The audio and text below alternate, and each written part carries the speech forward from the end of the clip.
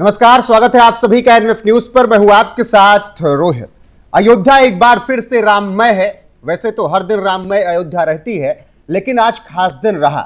22 जनवरी 2024 के बाद 25 नवंबर 2025 भी बेहद खास, क्योंकि ध्वज पताखा लहरा दी गई है। ऐसे में हनुमानगढ़ी के महंत राजू दास जी महाराज मेरे साथ जुड़े हैं। बहुत बहुत स्वागत है महाराज जी आपका एनएफ न्यूज पर।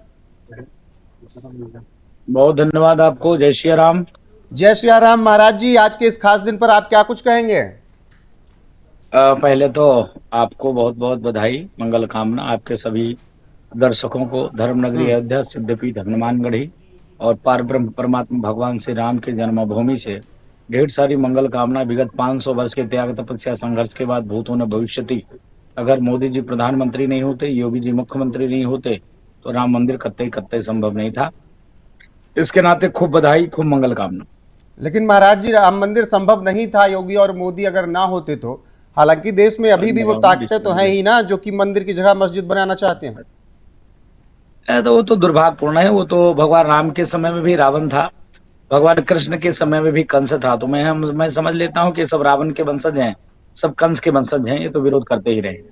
और जो 2 लाख लोग बंगाल से धमकी दे रहे हैं, नहीं, मुझको लगता है कि वो धमकी कोई कितने लाख?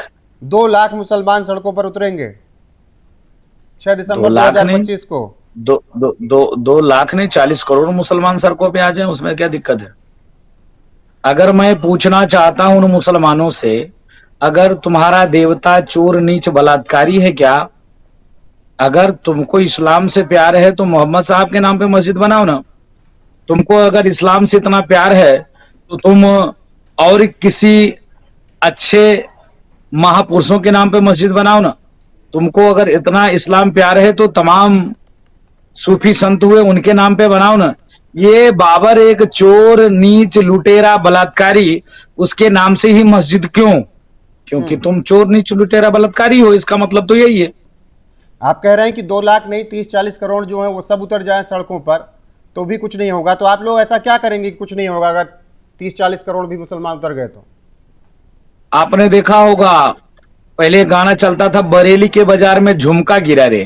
गाना चलता था ना। तो बरेली के बाजार में चप्पल जूता जो है इधर उधर ढूंढते मिल रहे थे। सोटा योगी जी के लगी हो गया था। तो कहने का मतलब है, भारत संविधान से चलेगा, कोई तालिबानी हुकूमत से नहीं चलेगा। तोड़कर जेल के अंदर डालकर ठीक कर दिया जाएगा। आज का जो दृश्य रहा अयोध्या का, वो पूरी तरीके से राममय रहा, लेकिन इसका भी तरह तरह से विरोध हो रहा है।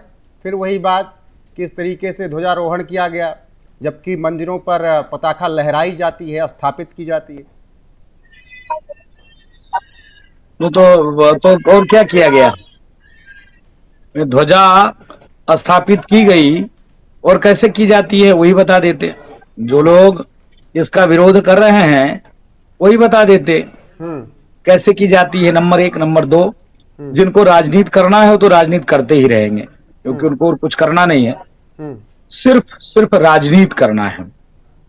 और राजनीति का पैमाना इतना गंदा कर लिया है लोगों ने कि अब मोदी का विरोध करने का दम है नहीं, योगी जी का विरोध करने का दम है नहीं।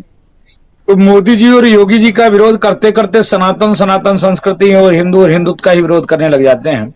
ये दुर्भाग्यपूर्ण है। और रही बात, आपने कहा कि 2 लाख मुसलमान रोड पे आ जाएंगे। अरे 2 लाख मुसलमान रोड पे आ जाएंगे तो 100 करोड़ जिस दिन हिंदू रोड पे आ जाएगा, उस दिन क्या होगा? भारत से मुसलमान को भागने की जगह भी नहीं मिलेगा।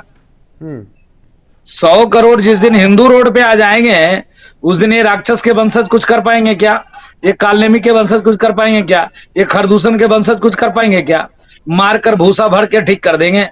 ये भी तो देख लें। अगर मरना है, भारत से खाली करना है, भारत से भगना है, तो फिर रोड पे आवे। महाराज जी, दुर्भाग्यपूर्ण तो ये भी है ना कि अयोध्या के सांसद ऐसे कार्यक्रमों से दूर रहते हैं, बुलाया नहीं जाता या आते नहीं, कुछ समझ में नहीं आता। जनता तो कहती है सांसद जी को आना चाहिए ऐसे कार्यक्रमों में। अयोध्या के सांसद ऐसे पार्टी से बिलोंग करते हैं जिनके मुखिया ने निहत्थे राम भक्तों की सीना गोली से छलनी किया। वो बाबरी मस्जिद वहां बनवाना चाह रहे थे। ऐसे कालनेमियों को वहां क्या काम? वहां तो संत महापुरुष और अच्छे व्यक्ति आते हैं कि राक्षस आएंगे? जो बाबरी मस्जिद, जो बाबर के पैरोकार हैं, वो वहां राम मंदिर में आएंगे? जो निहत्थे राम भक्तों की सीना गोली से छलनी किया, वो वहां राम मंदिर परिसर में आएंगे? अच्छा, जिस तरीके से बयान आया, मैं बंगाल वाले पे ही बात कर रहा था, संभल वाले सांसद का भी कहीं ना कहीं उस पर समर्थन आ ही गया है कि जहां धार्मिक स्थल होने चाहिए वहां बनना ही चाहिए मस्जिद। तो कोई दिक्कत कहाँ है? हम कहाँ कह रहे हैं मस्जिद को बनाओ ना, अपना घर बना ले, उनकी जितनी जमीन है सब में मस्जिद बना दे। जितने भारत में मुसलमान है सब अपने अपने घर में पूरा घर को अपने मस्जिद ही बना ले। हम रोक रहे हैं क्या? कोई हिंदू रोक रहा है क्या? लेकिन मस्जिद के नाम पर चोर नीच लुटेरा आक्रांता के नाम पर बनाओगे तो नहीं होगा। चाहे वो वैसी हो, कोई भी हो, देश का कोई भी मुल्ला मौलवी मदरसा छाप, कोई भी आतंकवादी हो, बाबर औरंगजेब हुमायूं, ऐसे व्यक्ति के नाम पर अगर कुछ करेगा तो उसको ठीक कर देंगे, सूतेंगे और ठीक कर देंगे। अयोध्या तो बनकर तैयार हो गई, अब आप लोग का वही मैं कह रहा हूं कि अगला प्लान क्या है? मथुरा, काशी, अब नहीं 3, अब 30,000।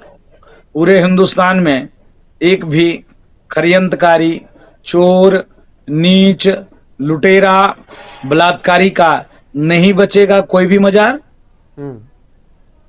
आप धर्म, भारत में सभी मत मतांतर पंथ को मानने का अधिकार है, सभी धर्मों को मानने का अधिकार है, लेकिन सभी धर्मों का अधिकार होने के बावजूद भी सनातन पे ही टिप्पणी क्यों? हिंदू देवी देवताओं पे टिप्पणी क्यों? मठ मंदिर पे ही टिप्पणी क्यों? मस्जिद बनाना ही है, गिरजाघर बनाना ही है तो खाली जगह पे बनाओ ना, कौन रोक रहा है? कोई रोकने जा रहा है क्या? लेकिन तुम चोर नीच लुटेरा के नाम पे बनाओगे तो छाती में उतार देंगे, ये छाती में उतार देंगे, दोबारा नाम लेने के लायक नहीं बचोगे। महाराज जी, क्या आपने दिखाया? ये देखिए नहीं, इसको क्या बोलते हैं? ये तो माला हो गई। और इसको क्या बोलते हैं? अभी नहीं, थोड़ा और कैमरे के सामने लगेगा। इसको भाला बोलते हैं। तो भाले से मुझे याद आया, कुंडा वाले शास्त्र और शस्त्र दोनों, शास्त्र और शस्त्र दोनों रखता है। तो जो माला से शांति से मान लेगा उसको आशीर्वाद, जो शांति से नहीं मानेगा सठे साठे समाचरे, जो जैसा है उसके साथ वैसा ही बर्ताव होना चाहिए। तो इस शस्त्र के साथ शास्त्र जब आपने दिखाया तो मुझे फिर कुंडा वाले विधायक रघुराज प्रताप सिंह का वो बयान याद आया जो उन्होंने महाकुंभ के दौरान कहा था कि हैदराबाद वाले नेता ने जो बात कही कि 15 मिनट के लिए पुलिस हटा दो, अगर ध्यान से सोचो तो उसने सही बात कही। अगर 15 मिनट के लिए पुलिस हट जाए तो एक झटके में आधा हिंदू समाप्त हो जाएगा, क्योंकि उसके पास शस्त्र नहीं है। हाँ, माननीय रघुराज प्रताप राजा भैया ने सही कहा कि गंभीर विषय उन्होंने, जितना कम पढ़ा लिखा जनसंख्या विस्फोट, जितना ज्यादा पढ़ा लिखा मुल्ला वो बम विस्फोट, जिसका प्रत्यक्ष प्रमाण आप देख लो। हम रुके थे जहां पर, जब सनातन एकता पद यात्रा में, जहां पर के बगल में ही 350 किलो आरडीएक्स था। आपने देखा होगा महिला डॉक्टर पकड़ी गई, AK-47।